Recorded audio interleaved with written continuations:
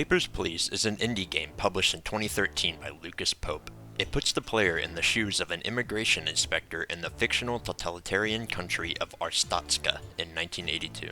The gameplay revolves around checking documents for accuracy and authenticity, and then accepting or denying entry based on what you find. The game takes place over only just about a month or so, and every few days, the government of Arstotzka creates more bureaucratic red tape, in the form of more, and increasingly more documents. In the game, the player has no name. They are only known as Inspector. They have a 4-person family to take care of, a wife, an uncle, a son, and a mother-in-law, by paying for heating and food for them. The player is paid based on how many people they process correctly per day, with only 5 credits being awarded per person. So as the Arstotzkan government creates more red tape and more documents, it becomes harder to do your patriotic duty and provide for your family. Papers, Please has several endings, ranging from the inspector being arrested for having their whole family die, to escaping the country with fake passports. Beyond the strangely addictive nature of the simple gameplay,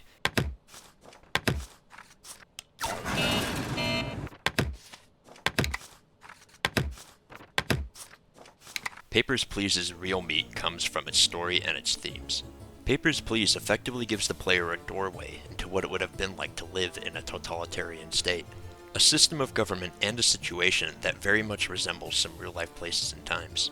This allows the player to feel the struggle felt by the people who lived or even might be living in those environments. This is something that probably couldn't be accomplished if Papers, Please wasn't in the digital media form of a video game.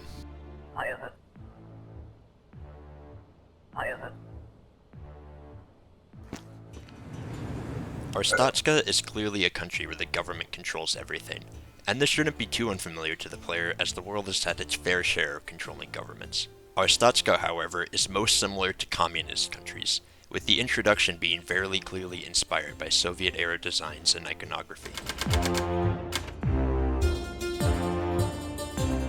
As mentioned before, you get paid a beautifully communistic salary of 5 credits per person processed correctly.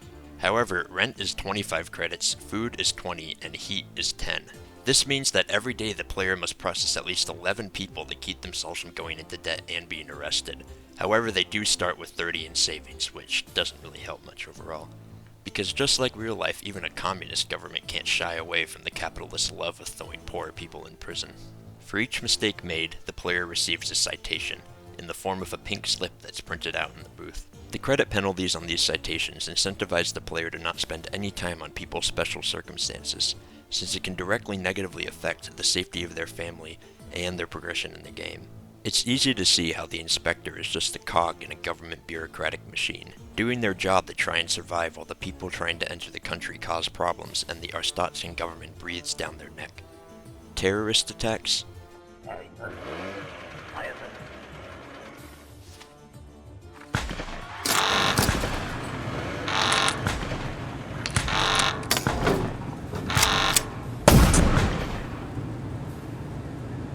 Corrupt and petty officials.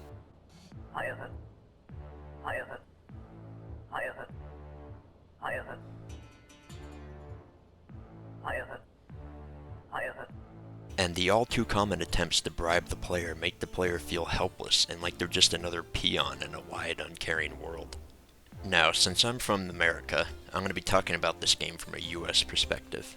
The scenarios in this game don't happen in the US because the US doesn't have the same sort of government, and the job of immigration inspector and the way the government views said job is not very similar. Because even if Americans like to criticize their country as much as possible, it is not this bad in modern times, nor was it in the 1980s when the game takes place. This is where the game's setting and content is actually able to reach these sorts of people. As I said before, Papers, Please is inspired by real-life Soviet-era countries, but what was life actually like there?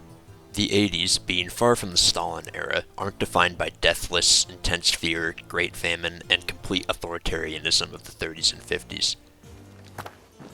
Shoot her before him, but make sure he sees it. Or in this one, kill him, take him to his church, dump him in the pulpit. And I'll leave the rest up to you. However, that doesn't mean it was great. A report for the National Council of Soviet and Eastern European Research in November of 1984 lays out some details of Soviet life. In the late 70s, Soviet consumers drank over 17 liters of pure alcohol per person each year and ranked first in the world for per capita consumption of strong alcoholic beverages. The report details that even though Soviet medical services might seem egalitarian, there is actually no single medical service available to everyone like the British National Health Service does.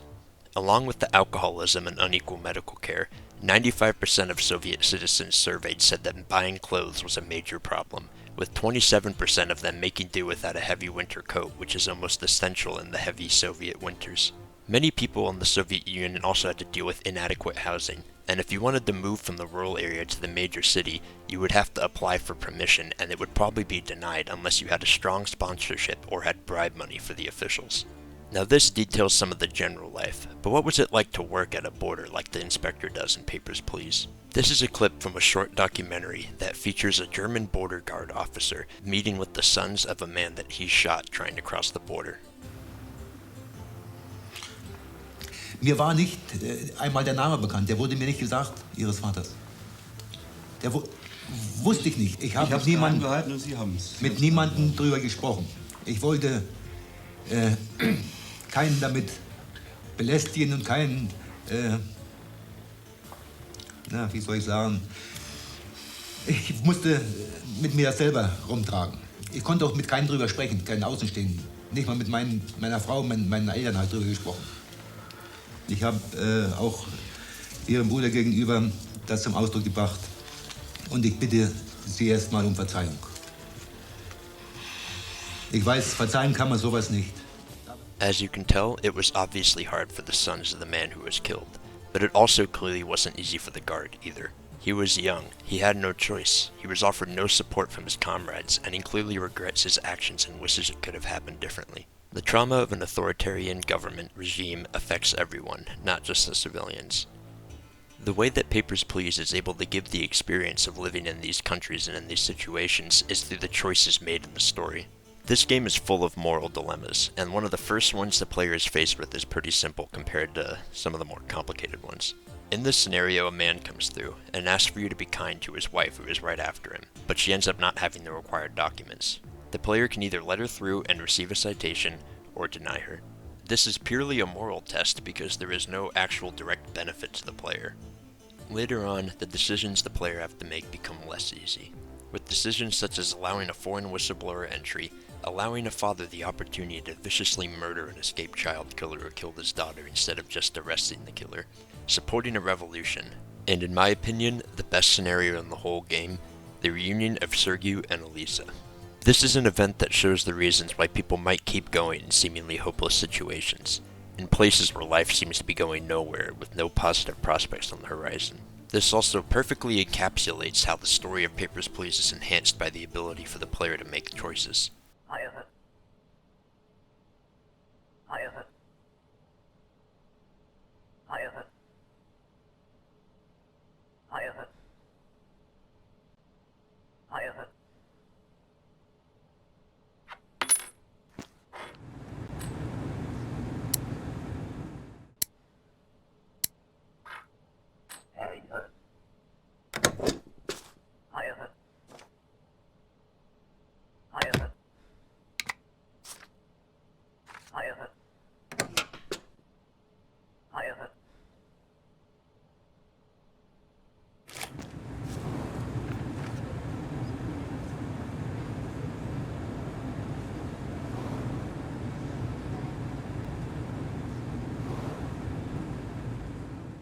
But just as Papers, Please seems to be giving something positive, it immediately punches the player in the gut and reminds you that while life has its good moments, not everything goes to plan.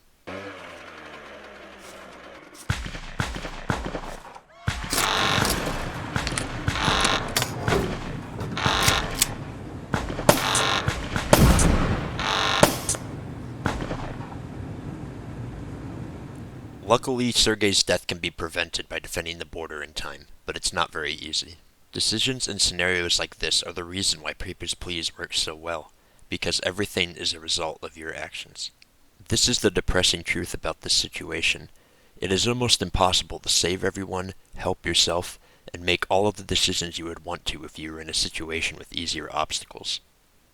Papers, Please is a great game that has a lot to say about the conditions in Soviet-era Eastern Bloc countries and the way authoritarian governments operate. And players, if they pay enough attention, can learn a lot about the terrible life a person in that setting could endure. And even with a pretty simple gameplay system, it is still very fun to play, and has an engrossing storyline with multiple endings. The game may depress the player, but that might be a good thing. Sometimes to really learn about bad scenarios, a person has to make decisions in that environment, impact the world around them, and experience it as much as they possibly can.